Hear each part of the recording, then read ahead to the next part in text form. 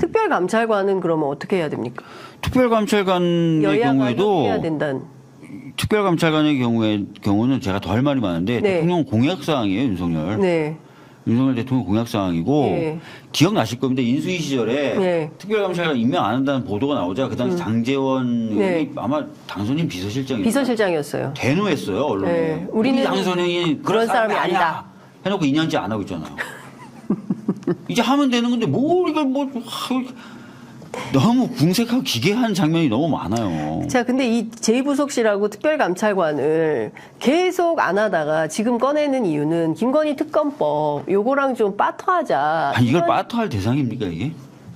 본인들 대선 공약을 왜 갑자기 우리하고 빠터를 해? 사실 저희는 이걸 하겠습니다 했으면 그걸 하면 되는 건데 그걸 왜 우리 거하고 빠터를 해? 그냥 하면 돼요 이거는. 네, 그냥 알아서들 하셔라. 알아서 하면 돼요. 네. 우리는 예전부터 협조하겠다 그랬고 예.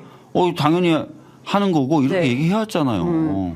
자, 그리고 그 김건희 특검법 가지고 뭐 도이치 특검법이라고 이제 이름을 살짝 바꿔가지고 하려고 했지만 그거는 실패했어요. 근데 여전히 사람들은 다 김건희 특검법으로 명명을 하고 있는데 이 쌍특검 어쨌든 9일날 재표결이 안 됐습니다. 그러면 이거는 언제 통과되는 거냐? 민주당의 시간이다. 민주당이 아마도 1월에는 안 할 것 같고 2월 넘어서 하지 않겠냐라는 이제 언론의 분석은 있는데 민주당은 좀 어떤 전략을 갖고 있는 겁니까? 저희는 뭐 어떤 시간을 못 받고 있진 않아요.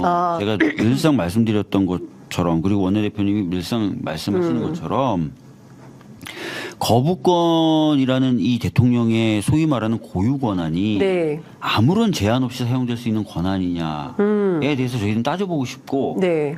헌법적으로도 그렇게 따져보는 게 반드시 필요하다고 저는 생각합니다. 아, 그래서 헌법재판소에 가져가서 권한쟁의 심판을 해보겠다. 그래서 저희들은 지금 그런 것들에 대한 검토 과정에 있는 거고 네.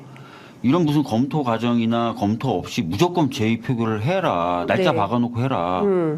전 이것도 맞지 않는다고 생각해요. 근데 이제 두 가지를 좀 여쭤보고 싶은데요. 네. 일단 헌법재판소로 이 거부권과 관련된 것이 계류가 되면 김건희 특검법은 표결을 못 하게 됩니까? 그건 해야 돼. 그건 할 수 있는 그건 겁니까? 아니에요. 아무런 예, 법적 예. 제재 사항은 아닙니까? 그러니까 두 가지 트랙으로 나눠서 볼 수 있는 나눠서 건가요? 볼 수도 있는 거예요. 아, 그러면 민주당 입장에서는 그런 얘기를 하잖아요. 이거 국민의힘에서는 이런 입장입니다. 민주당이 이거 가지고 있다가 총선용으로 공천이 다 마무리되면 표가 180표 이상이 확보될 때 통과시키려고 하는 거다. 재석의 3분의 2 이상 찬성이면은 이제 넘어가는 거니까요. 네. 뭐 그런 주장을 하는데 그거는 합리적이에요? 그런 비판은? 아니 저희들이 매번 얘기했지만 저희는 이 쌍특검법을 신속하게 처리해서 쌍특검 진행하자고 주장을 해왔던 세력이에요. 네, 맞아요. 예. 그건 제가 증인입니다. 그죠? 예, 그거 안 된다고 막아서서 패스트트랙으로 지정되게 만든 사람이 국민의힘이에요. 그렇죠. 그 패스트트랙 날짜 다 채워서 네. 지금 통과된 겁니다. 이 법을 총선용이라고 보이게끔 네. 만든 장본인들이 국민의힘이에요. 예. 그렇게 해놓고 예. 그리고 지금은 총선에 자기네들 총선을 위해서 이거를 어떻게든 빨리 자기네들 원하는 스케줄대로만 하겠다는 거잖아요. 네. 자기네들 마음대로 다 하겠다는 거예요, 지금. 이거는 있을 수 없다. 민주당은 아이고, 말도 안 된다. 그러니까 진짜 지금 어쨌든 그 정치 고관여층이라면 다 아는 그 지난 과정의 역사를 좀 함부로 표면에서 얘기를 하고 있다. 네. 이런 비판인 것 같습니다. 이것 좀 여쭤볼게요. 앞서 말씀 주신 대로 이 거부권, 대통령이 너무 거부권을 자주 행사하고 있잖아요. 벌써 7번째죠. 너무 자주 행사하는 네. 정도가 아니라 네. 역대 대통령 중에 네. 본인 또는 본인 가족에 대한 수사를 거부한 대통령이 없어요. 윤석열 대통령이 역사상 유일해요. 처음이에요. 유일한 유일해요. 대통령이에요. 예. 근데 거부권을 이런 식으로 자기 또는 자기 가족에 대한 수사를 막기 위해서 쓰는 권한이냐, 네. 거부권이. 네. 그런 정도로 아무런 제한이 없는 거냐. 이런 부분 이제 검토 안 하고 넘어가잖아요. 네. 앞으로 어떤 대통령도 다 할 수 있죠, 그러면. 예컨대 뭐 아들 문제가 있어, 뭐 부인 문제가 있어, 다 딸 거부. 문제가 있어, 다 거부. 예. 그러니까 이게 하나의 이제 선례를 남길 수 선례를 있다. 남길 수 있는 거죠. 네.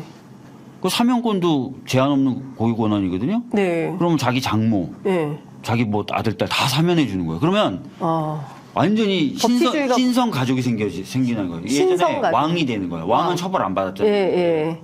왕족이 생기는 거예요. 예. 그러면 지금은 윤석열 대통령은 김건희 여사와 함께 신성 가족이 됐다.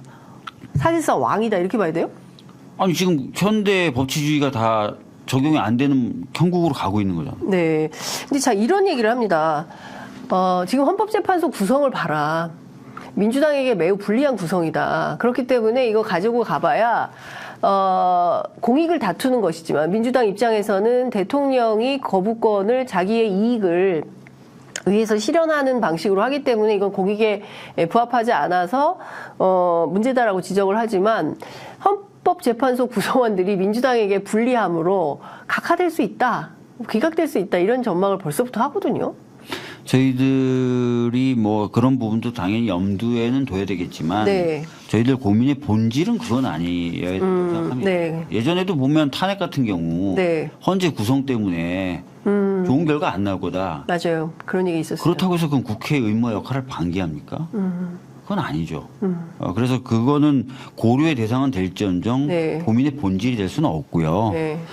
여튼 저희들이 헌법적, 법리적 검토들을 하고 있으니까 네. 좀 기다려 보시죠. 그렇군요. 예.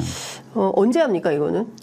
검토를 어느 정도 해야죠. 이건 사상 네. 처음 시도를 하는 거예요. 만약에 하게 된다면. 예, 역사상 처음이에요. 예, 그래서 여러모로 검토를 해야 되는 거죠. 예. 예.